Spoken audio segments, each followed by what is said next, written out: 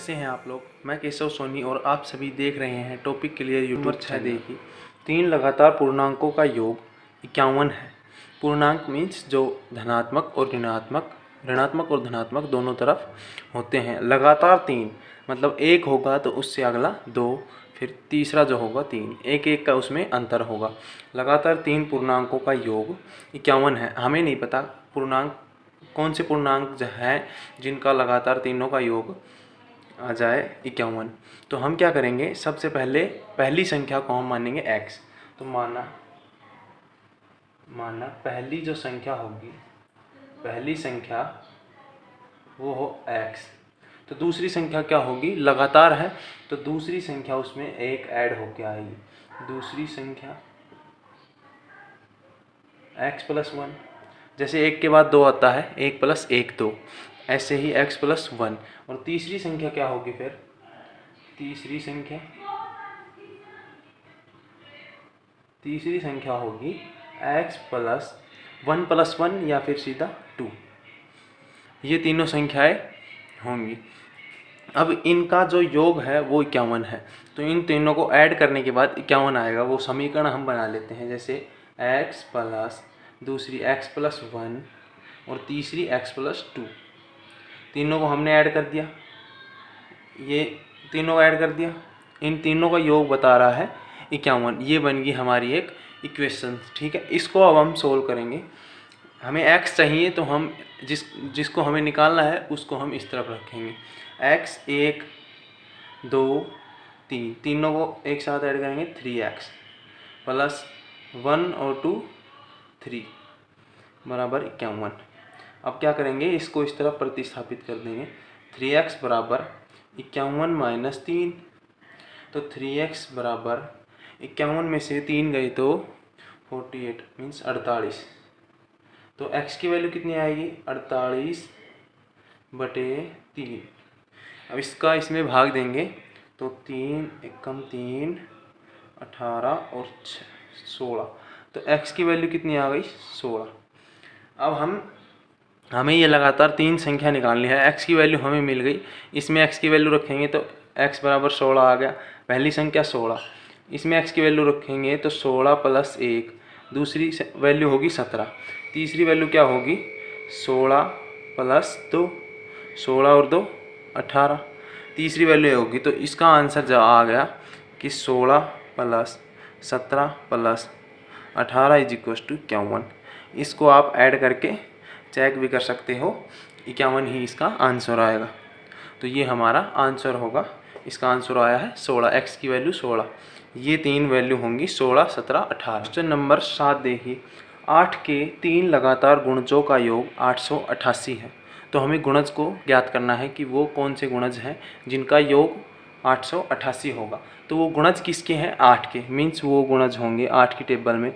8 दूनी 16, इसमें 8 ऐड करें, 8 में 8 ऐड करेंगे तो 16, 16 में 8 ऐड करेंगे तो इसका अगला गुणज आएगा। तो हमें कोई एक संख्या माननी है, तो वो पहली जो संख्या मानेंगे वो पहली संख्या, उसमें 8 ऐड कर देंगे तो वो दूसरी संख्या, और उसमें 8 ऐड कर देंगे तो वो तीसरी संख्या। हमें लगातार 8 के 3 गुणज चाहिए, जैसे 8 8 दूनी 16, 8 × 24, लगातार 3 गुणज हो गए। ऐसे 3 गुणज प्राप्त करने के लिए हम एक संख्या मानेंगे। तो माना कि वह संख्या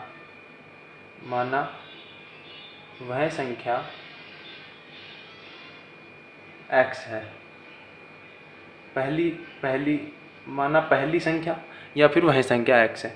तो अगली संख्या क्या होगी, दूसरी जो संख्या है वो क्या होगी, दूसरी संख्या होगी, पहली x मानेंगे तो दूसरी क्या होगी x + 8। और तीसरी संख्या क्या होगी, तीसरी संख्या इसमें 8 जोड़ देंगे तो तीसरी, जैसे x + 8 + 8, या फिर इसको सीधा हम x + 16 लिख देते हैं। ठीक है, ये तीसरी संख्या हो गई। अब इसने क्या कहा है, तीनों लगातार गुणजों का योग 888 है। मतलब इन तीनों को जोड़ देंगे तो उसका योग 888 है। तो हम जोड़ते हैं x + 8 और तीसरा है x + 16। तीनों गुणजों का योग 888 है। तो ये बन गया एक समीकरण। अब इससे हम x की वैल्यू को डिफाइन करेंगे, x की वैल्यू क्या है, फिर तीनों संख्या जो लगातार तीनों संख्या है वो हमें प्राप्त हो जाएंगी। तो x को डिफाइन करेंगे तो जो जिसको हमें डिफाइन करना है, निकालना है, उसको हम इस तरफ रखेंगे। तो x 1 2 3 ये तीनों एक साथ ऐड होके 3x प्लस 16 और 8 24, हाँ 24, ये 888 एक जैसे सेम। अब क्या करेंगे, 3x को यहाँ पे रखेंगे, 24 को प्रतिस्थापित कर देंगे, प्लस का है इस तरफ जाके माइनस का, तो 888 माइनस 24, 888 में से 24 घटाएंगे। अब 3x बराबर 888 माइनस 24 करेंगे, तो 8 में से 4 गई तो 4, 8 में से 2 गई तो 6, तो ये 864 इसकी वैल्यू आ गई। तो 3x बराबर कितना आया, 864। तो हमें क्या चाहिए, x की वैल्यू। तो हम क्या करेंगे, x बराबर 3 इसके गुणा में है तो इसके भाग में जाएगा, तो 864/3। ठीक है, अब यहाँ पे सोल्व करते हैं, इसको पहले डिवाइड करते हैं। 3 दूनी 6, 2 बच गए 26, 3 3 8 24, 2 बच गए 24, 3 8 24, तो इसकी वैल्यू 288 आ गई। 288 इसकी x की वैल्यू आ गई, x बराबर 288। तो x की वैल्यू हमें मिल गई। देखो पहली जो संख्या है वो हमें मिल गई 288। सेकंड वैल्यू कैसे निकालेंगे, x प्लस 8, x क्या है 288 प्लस 8, 288 में 8 जोड़ेंगे तो 8 और 8 16, एक कैरी, ये 8 की जगह ये 9, एक कैरी थी, और ये 2, ये 296। अगली संख्या क्या होगी, 288 में हम 16 ऐड कर देंगे, यहाँ पर 2 से x की वैल्यू 288 और इसमें 16 ऐड कर देंगे, तो हमें तीसरी जो अगली संख्या है वो हमें मिल जाएगी। तो 8 और 6 14, एक कैरी, 9 और 1 10 और एक 0, 304। तो 3 वैल्यू हमें मिल गई। पहली संख्या क्या आई 288, दूसरी क्या आई 296, और तीसरी क्या आई, और तीसरी आई, तीसरी हमारी है 304। तो ये हमारा आंसर होगा। ठीक है, क्वेश्चन नंबर 8 देखिए, 3 लगातार पूर्णांक बढ़ते क्रम में लेकर उन्हें क्रमशः 2 3 4 से गुणा कर उनका योगफल 74 प्राप्त होता है। तीनों पूर्णांक हमें ज्ञात करने हैं। तो इतना तो ये पहले सवाल जैसा है कि 3 लगातार पूर्णांक हमें बढ़ते क्रम में लेने हैं। जैसे हमने कोई पूर्णांक लिया 7, तो उससे अगला 8 होना चाहिए और फिर 9 होना चाहिए, लगातार बढ़ते क्रम में होना चाहिए। तो हमें अभी नहीं पता कि हम कहाँ से पूर्णांक लेने वाले हैं, कि 7 से स्टार्ट करें या 8 से।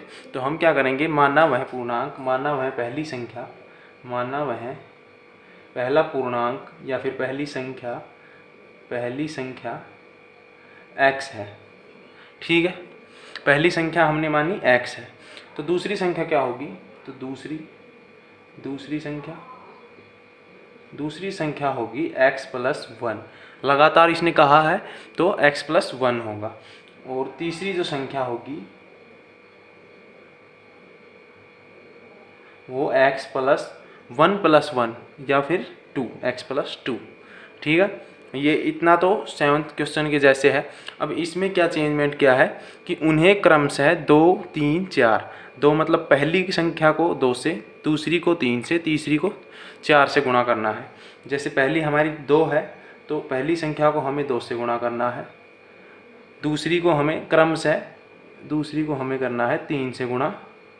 ठीक है, जैसे x प्लस 1 को हमें करना है 3 से गुणा, और x प्लस 2 को हमें करना है 4 से गुणा, इसको करना है 3 से गुणा। अब हम इन तीनों संख्याओं का योगफल निकालेंगे तो वह 74 हमें प्राप्त होगा। इससे हमें एक समीकरण पहले बना लेते हैं। ठीक है, समीकरण बनाएंगे, x ये इससे गुणा 3, x प्लस 1 से गुणा, और ये x प्लस 2 ये है 4 से गुणा। ठीक है, इसका योगफल क्या प्राप्त होगा हमें 74, इतना ही दे रखा है क्वेश्चन में। तो ये एक समीकरण बन गया, इसको हम सोल्व करेंगे, x की वैल्यू निकालेंगे। तो 2x प्लस 3x, 3 को पहले इससे करेंगे फिर इससे करेंगे, प्लस का निशान है तो प्लस लगा देंगे, 3 3x प्लस 3, और इसको 4 को करेंगे 4x प्लस 8 से, 4 को x से भी और 2 से भी, तो बराबर 74, 74। अब क्या करेंगे, x की वैल्यू निकाल लेंगे। तो जो x के साथ सभी जैसे 2x 3x और 4x सबके साथ x है, तो इसको एक साथ ऐड कर देंगे। तो 2x और 3x 5x 4x 9x, तो ये 9x इसका आंसर, प्लस 8 और 3 11 बराबर 74। तो 9x बराबर 11 को क्या कर देंगे, प्रतिस्थापित कर देंगे, प्लस का है तो इस तरफ जाके माइनस का। 9x बराबर 74 माइनस 11। अब क्या करेंगे, 74 में से 11 घटाएंगे, एक सेकेंड। 9x बराबर 74 में से 11 गई तो 4 में से 1 गया 3, और 7 में से 1 गया तो 6, 63। ठीक है, 63 आ गया। अब क्या करेंगे, 9x बराबर 9x नहीं छोड़ो, x की वैल्यू हमें निकालनी है। तो क्या करेंगे, x बराबर 9 इसके गुणा में है, गुणा में है तो इसके भाग में जाएगा, तो क्या होगा 63/9। तो 9 से कैंसिल करेंगे तो 7 बार कैंसिल होगा। 9 बराबर x बराबर 7, 9 7 63, x की वैल्यू 7 आ गई। तो अब हमें इसमें वैल्यू को हम रखेंगे, तो हमें तीनों जो लगातार वैल्यू हैं वो हमें मिल जाएंगी। जैसे पहले वैल्यू क्या मिलेगी, x 7, दूसरी वैल्यू क्या होगी 7 प्लस 1 8, तीसरी क्या होगी 7 प्लस 2 9। ठीक है, इनको गुना हम अभी नहीं करेंगे, इनको गुना करेंगे अब। पहले वैल्यू निकालेंगे, जैसे x पहली संख्या होगी वो 7, दूसरी संख्या होगी वो 7 प्लस 1 8, गुणा बाद में करेंगे। पहले हम 3 बढ़ते क्रम में संख्याओं को लिखेंगे। ठीक है, इसने क्या कहा है, पहले पूर्णांक के बढ़ते क्रम को लेकर, पहले पूर्णांक के बढ़ते क्रम को लेंगे 7 8 9, उनको गुना करेंगे 2 से, इसको 3 से, इसको 4 से, क्या वैल्यू आएगी 14, इसकी क्या आएगी 24, इसकी क्या आएगी 9 चौक 36। तो इसका योग जो है वो 74 आना चाहिए। तो 6 और 4 10 और 4 14, एक कैरी, 2 और 1 3 और 3 6 और 1 7, तो इसका 74 इसका योग आ गया। तो ये आंसर बिल्कुल करेक्ट है। क्वेश्चन नंबर 9 देखिए, राहुल और हरुण की आयु में अनुपात 5:7 है। 4 वर्ष बाद उनकी आयु का योग 56 हो जाएगा। तो हमें उनकी वर्तमान आयु निकालनी है।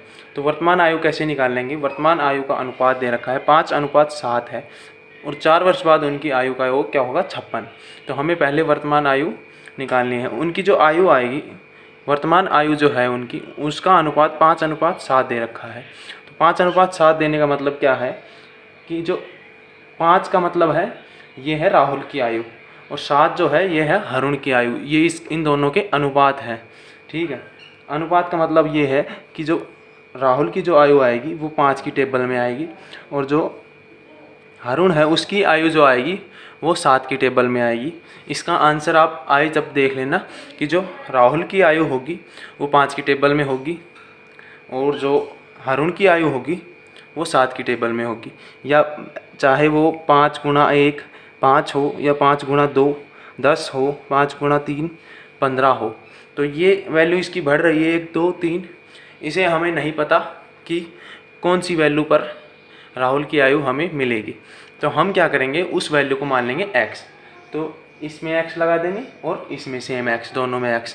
तो ये राहुल की आयु, ये हरुण की आयु। यहाँ तक सोल्व। अब 4 वर्ष बाद उनकी आयु का योग 56 वर्ष हो जाएगा। 4 वर्ष बाद मतलब दोनों में 4 4 ऐड हो जाएगा। जैसे कि मैं अभी मान लो मैं 6 वर्ष का हूँ, तो 4 वर्ष बाद कितने का हो जाऊँगा, 6 और 4 10 वर्ष का हो जाऊँगा। ठीक है, ऐसे ही हमें इसमें करना है। तो ये राहुल 5x वर्ष का है, तो 4 वर्ष बाद इतने का हो जाएगा। सेम ऐसे ही इसमें 7x प्लस 4 वर्ष बाद दोनों।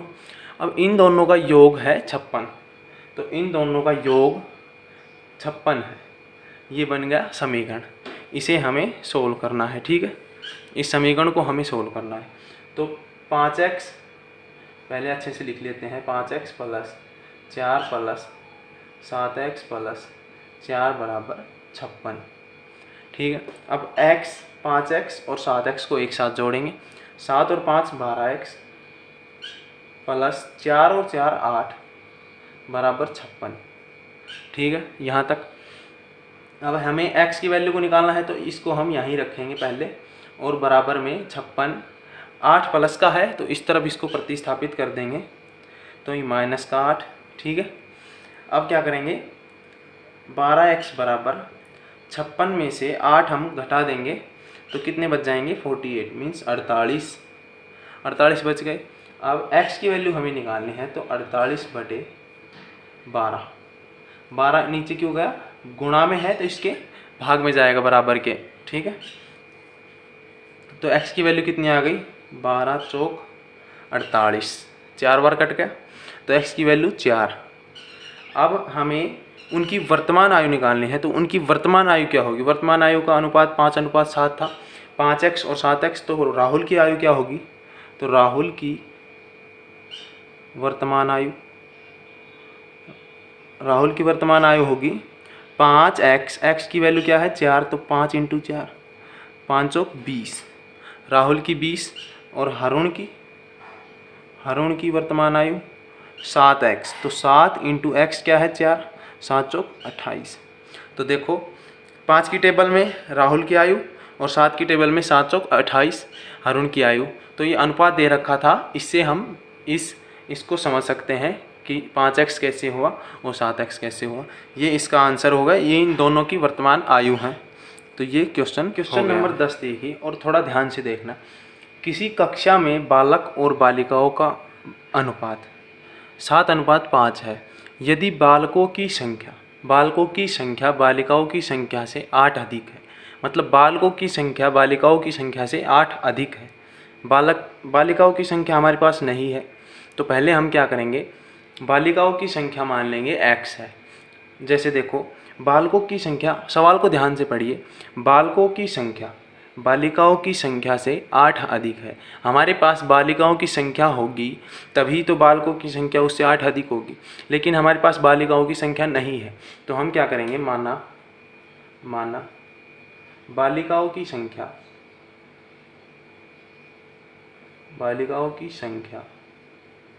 x, तो अब बालक की संख्या हमें मिल जाएगी, क्योंकि इसने कह रखा है कि बालकों की संख्या बालिकाओं की संख्या से 8 अधिक है। तो बालकों की संख्या क्या होगी, बालिकाओं की संख्या x से 8 अधिक, तो x में हम 8 जोड़ देंगे, तो ये बालकों की संख्या हमें मिल गई और ये बालिकाओं की संख्या हो गई। ठीक है, अब इसमें क्या कह रखा है कि कक्षा में कुल कितने विद्यार्थी हैं। पहले वाले जो क्वेश्चन थे उसमें सब में क्या दे रखा था, इतने, उनका सबका योग दे रखा था। इसमें क्या कह रखा है कि योग बताओ कि कक्षा में कुल कितने विद्यार्थी हैं। इसमें हमें अनुपात दे रखा है। ठीक है, तो हम क्या करेंगे, अनुपात का मतलब जैसे इसमें 7:5 है, तो इसको हम क्या लिख सकते हैं, अगर आपको नहीं पता तो 7:5 को हम 7/5 भी लिख सकते हैं। तो हमें अब संख्याओं का योग निकालना है, तो योग हम कैसे निकालेंगे कि बालकों की संख्या बटा बालिकाओं की संख्या,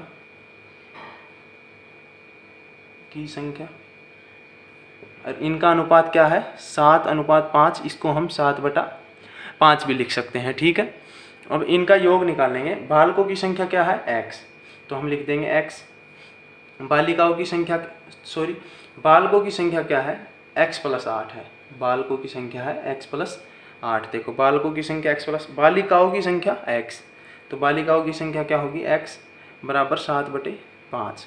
ठीक है, अब हम इसमें क्या करेंगे, वज्र गुणा मीन्स क्रॉस मल्टीप्लाई कैसे होता है कि ऐसे इसका निशान होता है, वज्र गुणा बोलते हैं इसको। तो 5 को हम इससे गुणा कर देंगे, 7 को हम इससे गुणा कर देंगे और बीच में बराबर का निशान, जैसे हम यहाँ पे करते हैं 5 को इससे करेंगे तो x + 8 और इसको कोष्टक में 5 ही गुणा हो गया इससे। अब इसको इससे करेंगे तो 7x, 7 को x से कर देंगे और ये बराबर का निशान बीच में। ठीक है, अब आगे हम इसको सोल्व करते हैं, x की वैल्यू हम निकाल लेंगे, फिर बालकों और बालिकाओं की संख्या हमें, कुल संख्या भी हमें प्राप्त हो जाएगी। ठीक है, तो अब क्या करेंगे, यहाँ पे लिख देंगे सीधा, इसको गुणा करके लिखेंगे, 5 को x से करेंगे तो 5x प्लस 5 को 8 से करेंगे तो 5 8 5 8 40 बराबर 7x। तो अब क्या करेंगे, 40 यहाँ रख लेंगे, ठीक है। 7 और 5 12x, सॉरी 7x, इसको इस तरफ प्रतिस्थापित करेंगे तो ये माइनस का 5x, ठीक है। तो बराबर 7 में से 5 गए तो 2x। तो अब क्या करेंगे, 2x को इस तरफ रख ले, 2x बराबर 40, ठीक है। अब x की वैल्यू हमें निकालनी है तो 40/2, ये कैंसिल होगा तो x की वैल्यू कितनी आ गई, 20। अब इससे हमें बालिकाओं और बालकों की संख्या निकालनी है।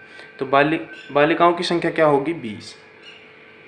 तो फिर बालकों की कितनी हुई, 20 + 8 बराबर 28। इस सवाल में बस यही था कि इसमें योग नहीं दे रखा है, योग हमें निकालना होगा। तो हम क्या करेंगे, अनुपात को ऐसे बटा में लिख के और बालकों की संख्या, ठीक है, बालकों की संख्या, जो संख्या अधिक है उसको ऊपर और जो कम है उसको नीचे, बालकों की संख्या अपॉन में बालिकाओं की संख्या, ऐसे इसका आंसर आएगा, ठीक है। वीडियो अच्छी लगी हो तो लाइक करें, अपने दोस्तों को शेयर करें और सब्सक्राइब करें चैनल को और बेल आइकन को ऑन पर रखें, जैसे हमारी डेली वीडियो हम छोड़ते हैं तो आपके पास नोटिफिकेशन सबसे पहले जाए। Thanks for watching video.